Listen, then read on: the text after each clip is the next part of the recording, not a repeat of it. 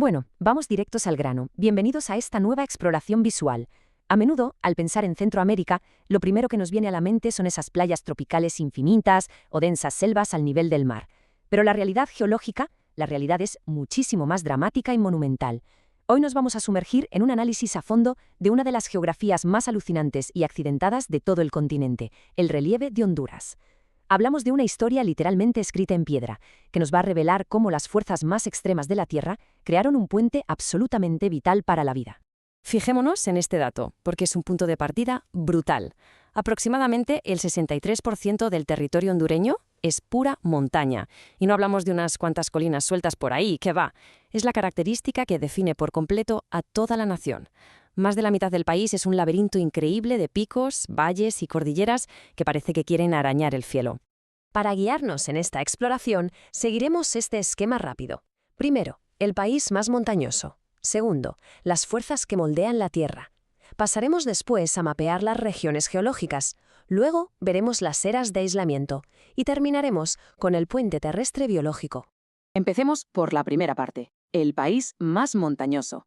Aquí queda clarísimo que Honduras está lejísimos de ser una llanura.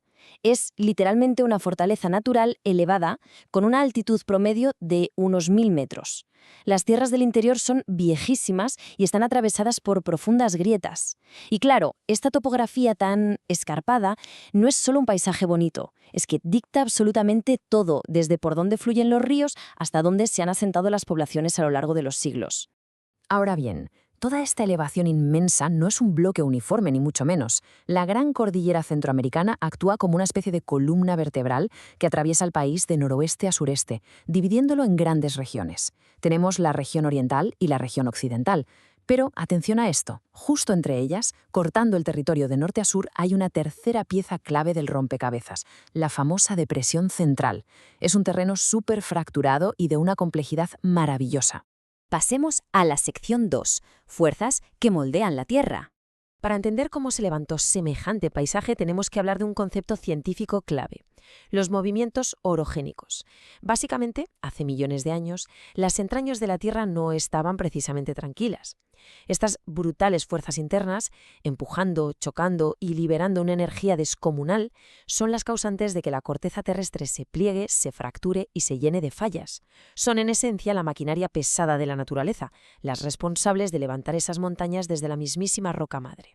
Todo esto funciona como un ciclo eterno de creación y destrucción en dos pasos. El primer paso son los factores internos constructores. Hablamos de tectónica de placas y de una actividad volcánica intensísima que empujan el terreno hacia arriba, creando cordilleras enteras. Pero la historia no acaba aquí. En el segundo paso entran los agentes externos modificadores y aquí la erosión es la reina absoluta.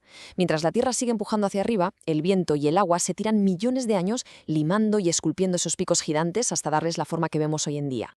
Y ahora entramos en la sección 3, mapeando las regiones geológicas.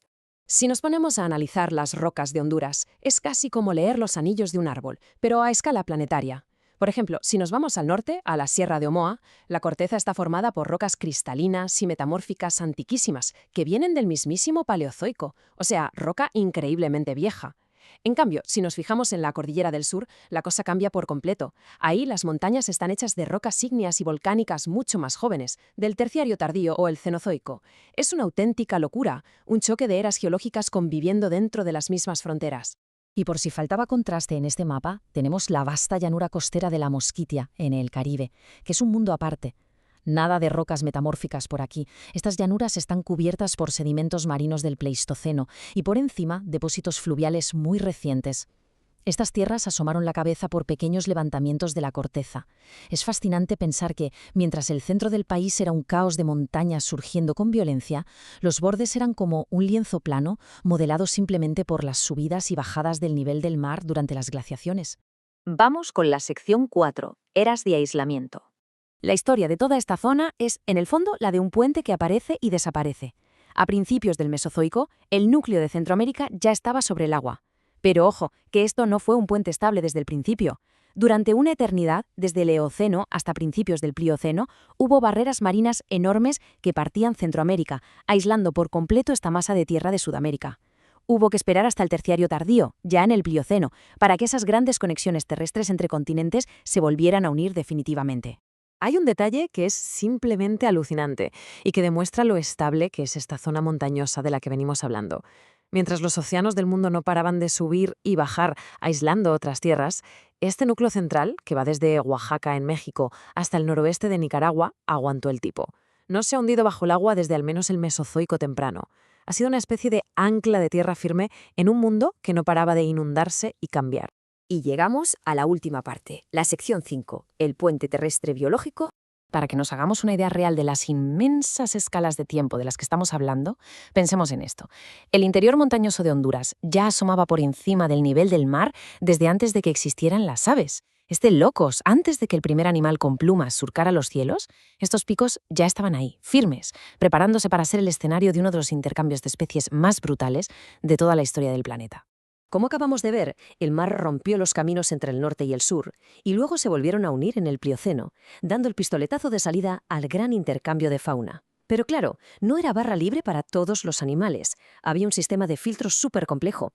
Por ejemplo, en la zona de Tehuantepec, el clima actuó como una barrera que no dejaba pasar a cualquiera. Sin embargo, en Honduras, esa misma geografía tan accidentada fue una gran ventaja. Sus profundos valles transversales funcionaron como autopistas ecológicas, permitiendo que la flora y la fauna cruzaran de un lado a otro entre las montañas. Tenemos una cita de la investigación geológica que da justo en el clavo y explica cómo, a veces, la destrucción genera vida. Nos cuenta que la formación de fallas y esos movimientos orogénicos del terciario temprano y medio provocaron la aparición de esta enorme depresión transversal. Es decir, lo que empezó como una fractura colosal del terreno, una ruptura violenta, acabó siendo un corredor ecológico de vital importancia. Literalmente, la Tierra tuvo que partirse en dos para que la biodiversidad pudiera cruzar de un continente a otro. Y todo este recorrido nos obliga a hacernos una pregunta final. Porque esas mismas fuerzas orogénicas, esa tectónica y esa erosión que empujaron el 63% de Honduras hacia el cielo, siguen ahí. No se han tomado un descanso, siguen trabajando en un reloj geológico que a nosotros se nos escapa. Si en el pasado la ruptura de la Tierra fue capaz de crear estos corredores de vida, ¿cómo moldearán, hundirán o elevarán este puente continental vital de aquí a 1.000.000 de años? Es la prueba definitiva de que el suelo que pisamos no tiene nada de estático, es una máquina viva que nunca deja de evolucionar. Con esta reflexión cerramos el análisis de hoy. Hasta la próxima.